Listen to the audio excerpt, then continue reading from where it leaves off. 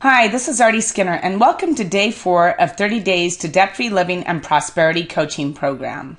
In your homework session yesterday, you completed your bare minimum worksheet, and now you should know how much freed up money you are starting with. Now today, and for many other sessions, we're going to talk about how to start expanding your freed up money.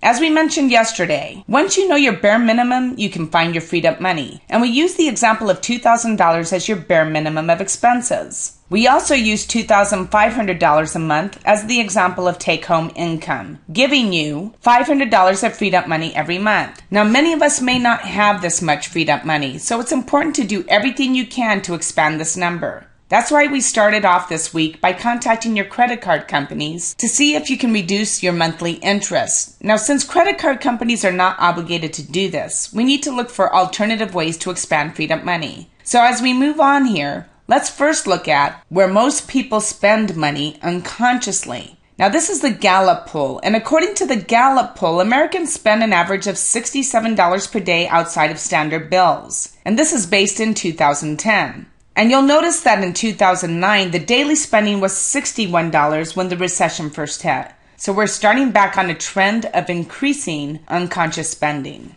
And that was my biggest culprit, daily spending. Daily spending is how I accumulated over $77,000 in credit card debt. I justified it because at the time I had a business that was booming and I knew I could afford it. I paid only the minimum payments on my credit cards because I could afford to do so. I used credit cards for extra spending. And all the while, I figured the next big payday would take care of it. And as you already know, I was one of those poor rich people. Now, here's where it's interesting. Even though I was a financial train wreck, I only spent $42.20 a day, less than the national average, according to the Gallup poll. If I had spent $67 a day, the national average, it would have been over $122,000, and I probably would have done that. But the truth was, I couldn't dig any deeper. This is what credit card spending is like. It's like the ostrich that digs a hole and buries its head. And that would be me. I hit a big rock and could no longer bury my head. But this is the real problem. When we bury our head. And even though I thought this was my problem when I hit a big rock and couldn't bury my head any longer, this is when the problem stopped. Now, the good news is, when I shifted to the mindset and actions of a lavish cheapskate, I paid off all of my credit cards without filing bankruptcy. I became debt-free. I became a homeowner once again as a single mother. I invested in other real estate. I had freedom of choice when I was laid off. And the best part is I did all of this as a single mother on an income of less than $35,000 per year. Now, previous to this, when I was a financial train wreck, my income was significantly higher. Yet I was more broke than ever, which taught me the most valuable lesson of all. Living as a lavish cheapskate and living a prosperous life isn't based on income. It's based on how you see money and what you do with money. Because as a single mother who made less than $35,000 a year is how I got out of this mess. It's when I bought my house. It's when I invested in other real estate. I started all of this on unlimited income. Now, if I can do it, just imagine what you can do. So let's go back to the ostrich for a moment. You know, the one that buried its head? When we look at burying our head in the sand until you hit rock bottom, the next big question is, how does this happen? Well, money has become invisible. And the problem isn't just credit cards that make money invisible. It's also debit cards and the handy-dandy swipe machines. Plus automatic payments and all sorts of things out there that makes spending invisible. So we spend it unconsciously without realizing it. Now, the solution is to make it tangible because real money has a much deeper emotional impact. So when you switch to using real money in your daily spending, it's amazing what happens. But we're going to take it a little bit farther. First, let's have a money test. Now, take a look at all of these dollar bills and see if you see anything unique about any of them. Because one of these bills has a deep emotional impact. And I'll give you a hint. It's one of the smallest bills on this page. It's the $2 bill. And the message on this dollar bill creates a more powerful emotional reaction. Why?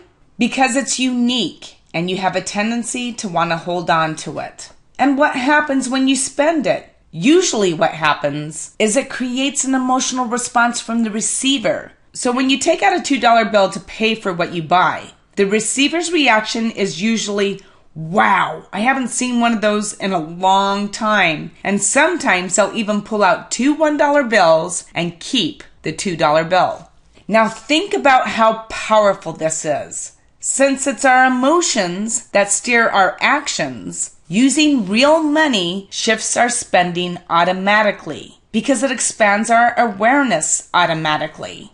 So why is awareness so important? Well, lack of awareness creates fear. And when we're in fear, we have a tendency to flee everything and regress. We turn away from our money awareness instead of stepping into it.